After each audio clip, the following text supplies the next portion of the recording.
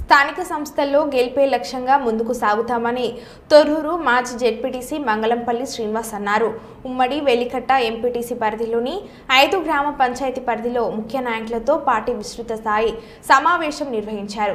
మాజీ మంత్రి ఎర్రబెల్లి దయాకర్రావు ఆదేశాలతోనే ఈ కార్యక్రమాలను నిర్వహిస్తున్నామని అన్నారు.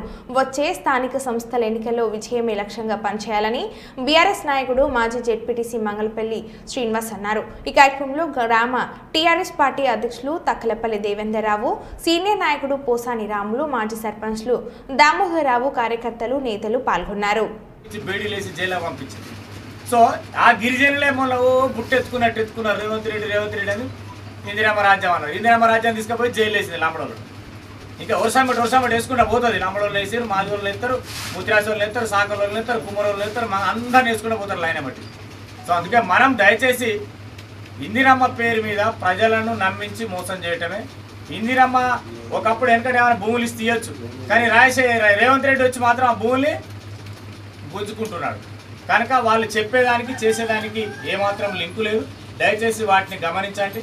అందుకే రేపు మన గ్రామంలో సర్పంచ్ ఎంపీటీసీ మనవాడు ఉంటే ఏమండి ఎమ్మెల్యే గారు మాకేమొచ్చినాయి, మా ఊరు ఏందని అడిగడానికి అవకాశం ఉంది.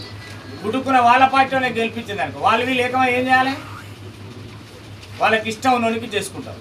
నిజంగానే గ్రామంలో నీ ఊరికి మొన్న వెలికట్టెకు ఒక 50 ఇళ్ళు వచ్చింది అనుకున్నాం. ఎవరెవరికి 50 ఇళ్ళు పెట్టినావు? అసలు ఇల్లు కావాల్సిన వాళ్ళు ఎంతమంది? 50 ఎవరు?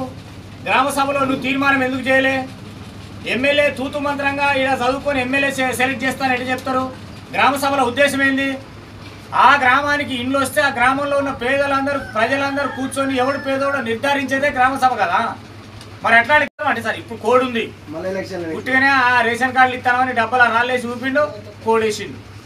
మళ్ళీ ఎమ్మెల్సీ కోడ్ వచ్చింది. ఇదైపోగానే మళ్ళీ ఏమంటాడు, రేషన్ కార్డులు ఎప్పుడైనా మీరు చూడండి, ఈ 10 సంవత్సరాల పీరియడ్లో కేసీఆర్ గవర్నమెంట్లో నీకు క్యాస్ట్ సర్టిఫికేట్ తీసుకోవాలన్నా ఆన్లైన్లో పెడుతుంది, ఆధార్ కార్డు మార్చాలన్నా ఆన్లైన్లో పెడుతుంది, పిల్లగాళ్ళకు బర్త్ సర్టిఫికేట్ తీసుకోవాలన్నా, మన ఇంట్లో ఎవరైనా చనిపోతే డెత్ సర్టిఫికేట్ తీసుకోవాలన్నా ఆన్లైన్లో పెడుతుంది. మరి ఆఫ్లైన్లో ఎందుకు పెట్టుకున్నావు?